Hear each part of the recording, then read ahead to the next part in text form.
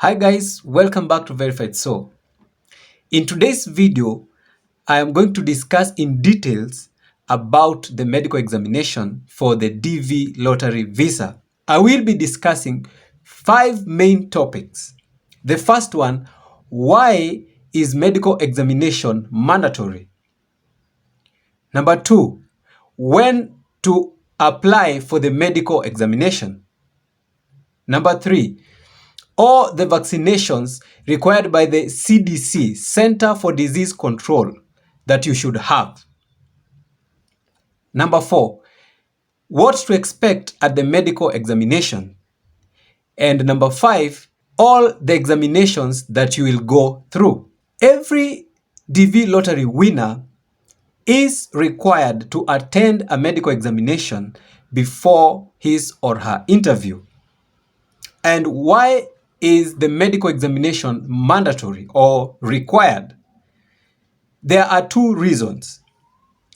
Number 1 is they want to protect the hosting country, the country where you are relocating to, from any contagious disease that you might be carrying or any disease that will pose a threat to the public of the hosting country, in this case, the United States.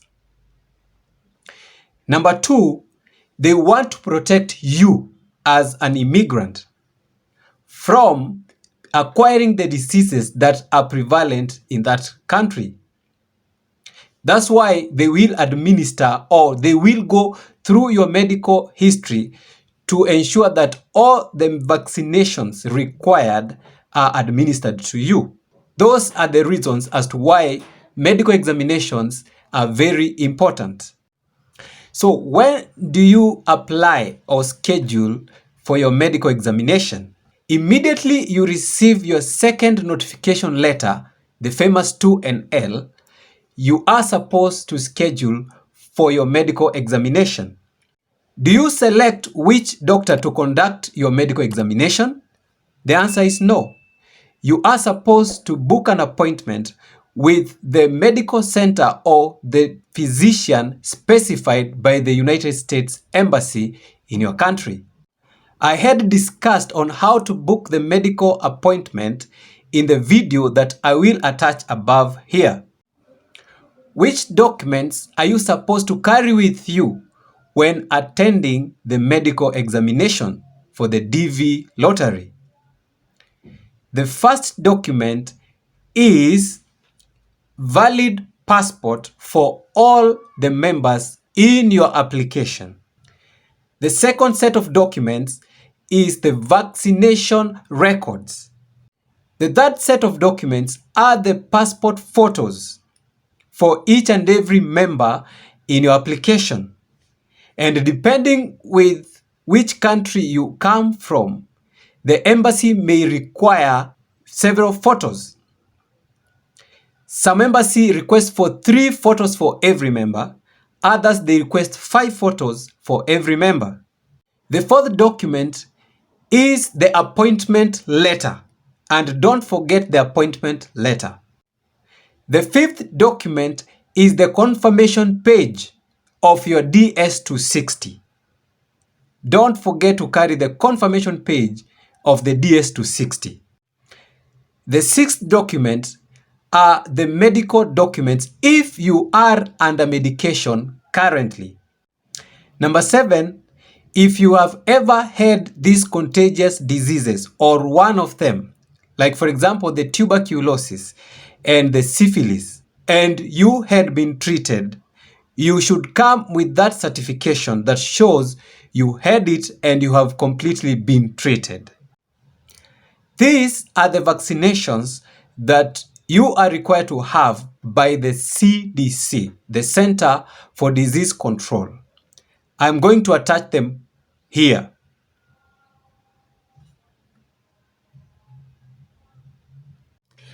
In addition to these vaccinations, as from December 2021, the United States government requires you to as well have been vaccinated against COVID-19. So you'll be required to show proof of your vaccination. The doctors at the medical examination center will conduct majorly two types of checks or examination. The first medical examination that they will conduct is the physical examination. In the physical check, they will examine your eyes, your ears, your nose, your throat, extremities, your heart, your lungs, your abdomen, lymph nodes, skin, and external genitalia. They will also conduct the chest X-ray, and they will do the blood test to check for the syphilis. However, children below 15 years of age will not be exposed to X-ray checkups. And if you are pregnant, you need to communicate with the medical center earlier on so that they can organize on how you can be examined. The second type of examination that they will conduct is the mental examination. And this is to prove that you don't have an existing mental problem or disorder that can cause public harm to the hosting country, in this case, the United States. What are the costs of medical examinations? Medical examination fee varies from country to country.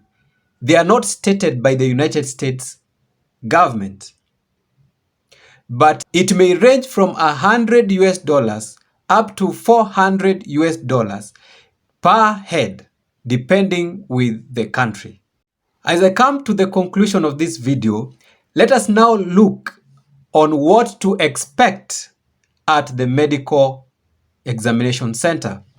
Once you arrive at the medical center at the required time, you will go through security screening, and then after that, at the receptionist desk, you will hand over your documents as I have listed above. And a photo of you might be taken, though not mandatory. After that, you will be taken for counseling in case your results don't come out as you expected. You need some counseling. They will take you for counseling. After that, you might wait, and then you will proceed to the lab where you'll give out your blood and the urine for the tests. Then you'll proceed to the payment desk where you'll do your payment. After that, you might wait, but then you will move on to the clinic or to the office where the nurse there or the medical officer there will do your physical checks. And this is not normally mentioned, but you will be stripped to your undergarments, and a thorough medical check will be done of all the things that I've mentioned above. After that, you will proceed to the vaccination desk, where you will receive all the vaccinations that you have not yet received. And then after that, the doctor will conclude by giving you your results. What happens after the medical examination? Depending with the embassy from various countries, the doctors might give you a sealed envelope to present during the interview, or in some other embassies, they send the results directly to the embassy. Are there diseases that can cost you your diversity visa? The answer is yes, but it rarely happens so. And these are the conditions that can deny you the visa. Number 1, if you have a communicable disease that has not yet been treated and poses a threat to the public health, then this can cost you diversity visa. Number 2, if you fail to show your vaccination record, the proof of your vaccination, you can be denied your visa. Number 3, if you have any mental disorder that poses threat to the public, then you will be denied the visa. And finally, number 4, if you are an addict of drugs, then you will be denied the visa. But remember this, that if you're found with a communicable disease like the TB or syphilis or gonorrhea, you may be sent to undergo medication, and once you're healed up, you come back and you receive your visa interview. There's nothing at all to panic about the medical examination. And with that, I come to the end of today's video, and I hope the information there is useful to you. And if so, please like the video and also subscribe to the channel if you are new. Let's meet in the next video.